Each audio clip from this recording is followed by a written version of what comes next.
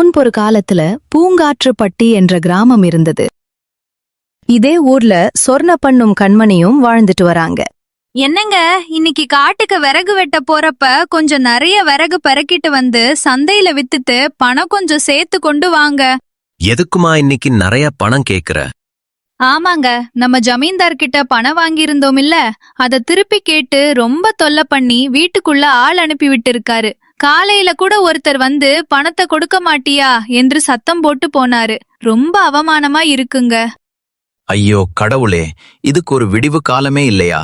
சரி, என்னால முடிஞ்ச வரைக்கும் விறகு வெட்டி சந்தையில விற்று பணத்தை கொண்டு வருகிறேன். நீ கவலைப்படாம இரு.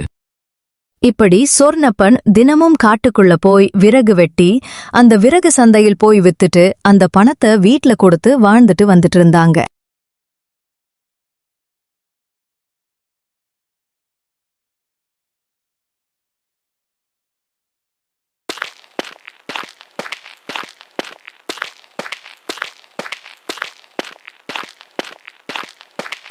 விறகு வாங்கிக்கோங்க.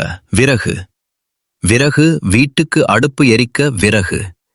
ஏப்பா, இந்த விறகு என்ன விலை? 100 ரூபாய் ஐயா. என்னது, 100 ரூபாயா? என்னப்பா இப்படி அநியாயமா விலைய சொல்ற? சரிங்க ஐயா, உங்களுக்கு என்ன விலைக்கு வேணும்? எனக்கு 25 ரூபாய்க்கு கொடுக்கறியா? நான் வாங்கிக்கிறேன். எனது 25 ரூபாய்க்கா? சரிங்க ஐயா, வாங்கிக்கோங்க. இப்படி எவ்வளவுதான் கஷ்டப்பட்டு காட்டுல போய் விறகு வெட்டி வந்து விட்டாலும் 25 ரூபாய் 30 ரூபாய்க்கு மேல யாரும் வாங்க மாட்டேங்கிறாங்க. அந்த ஊர் ஜமீன்தார் வீட்டில். என்ன முத்து, திடீர்னு என்ன தேடி வந்திருக்க? என்ன விஷயம்? ஐயா, என்னுடைய மனைவிக்கு உடம்பு சரியில்லாம போயிருச்சு.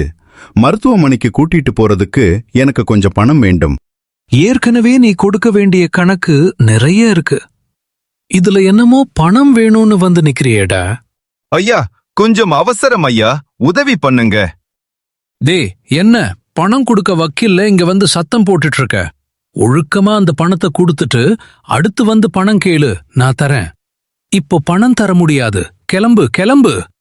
இப்படி ரொம்ப திமிரா இருந்தாரு அந்த ஊர் ஜமீன்தார். என்னங்க, இன்னைக்கு இவ்ளோ வேகமா வந்துட்டீங்க? ஆமா, இன்னைக்கு விறகு வேகமாக வித்துருச்சு. இன்னைக்கு வருமானம் எவ்வளவுங்க வந்துச்சு? அத ஏமா கேக்குற? இன்னைக்கு வெறும் 25 ரூபாய்க்கு தான் விற்பனையாச்சு. என்னங்க சொல்றீங்க? 25 ரூபாய் வச்சு நம்ம எப்படி கடன் அடைக்க முடியும், குடும்பத்தை நடத்த முடியும்? பொறுமையாயிரு. கடவுள் நம்மளுக்கு யார் ரூபத்தினால் வந்து உதவி பண்ணுவாரு. மறுநாள் காலை ஜமீன்தார் சொர்ணப்பன் வீட்டுக்கு போறார்.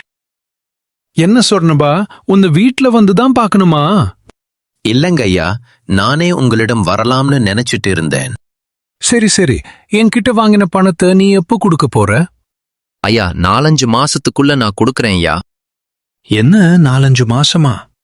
அதெல்லாம் எனக்கு தெரியாது. எனக்கு இந்த வாரத்துக்குள்ளேயே மொத்த பணத்தையும் நீ கொடுக்கணும். ஏன்னா உனக்கு கொடுத்த நானும் முடிஞ்சிருச்சு. ஐயா, ஒரு வாரத்துக்குள்ள எப்படியா என்னால அவ்வளவு பணத்தை கொடுக்க முடியும்? ஏண்டா, வாங்கின பணத்தை ஒரு வாரத்துக்குள்ள செலவு பண்றீங்க. அதை திருப்பி கொடுக்க ஒரு வாரம் கொடுத்தோம்னா ஏண்டா இப்படி கத்துறீங்க?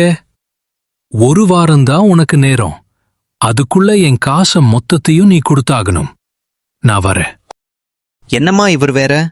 ஒரு வாரம்தான் நேரம் கொடுத்துட்டு போறாரே, என்ன பண்ண போறேன்னு தெரியலையே. சரி, நான் காட்டுக்கு போயிட்டு வரேன். சொர்ணப்பன் காட்டுக்குள்ள தனியா விறகு வெட்டுறதுக்காக போயிட்டு இருக்காரு. இந்த மரம் பெருசாக இருக்கு, இந்த மரத்தையெல்லாம் வெட்டுவோம். ஐயோ, என்னை வெட்டாதீர்கள். யார் பேசினது? நான் தான் பேசினேன். என்னை வெட்டாதீர்கள். நான் இந்த காட்டுல இருக்கிற மரத்தை வெட்டிதான் என்னுடைய பிழைப்பே இருக்கு. சரி, அதற்காக நான் ஒரு யோசனை சொல்கிறேன். நான் ஒரு மாயமரம், நான் ஒரு கனியை உங்களிடம் தருகிறேன். அதை உள்ளங்கையில் வைத்து உங்களுக்கு எது வேண்டும் என்று கேட்கிறீர்களோ அதை உங்கள் கண் முன்னாடி வந்து நிற்கும் ஞாபகம் வைத்துக் கொள்ளுங்கள். ஒரு நாளைக்கு ஒரு முறைதான் அந்த மாம்பழத்திடம் கேட்க வேண்டும். அதை சாப்பிட்டு விட்டாலும் ஒன்றும் ஆகாதாது. ஆனால் சாப்பிடக்கூடாது. சாப்பிட்டு விட்டால் அந்த மாயம் பலிக்காது. கவனமாக இருங்கள். சரி, நான் வருகிறேன். இப்படி மாய மரத்துக்கிட்ட இருந்து மாம்பழத்தை வாங்கிட்டு வீட்டுக்கு போறார். என்னங்க இன்னைக்கு அதை விட வேகமா வந்துட்டீங்க? இன்னைக்கு எவ்வளவு? 10 ரூபாயா? 15 ரூபாயா?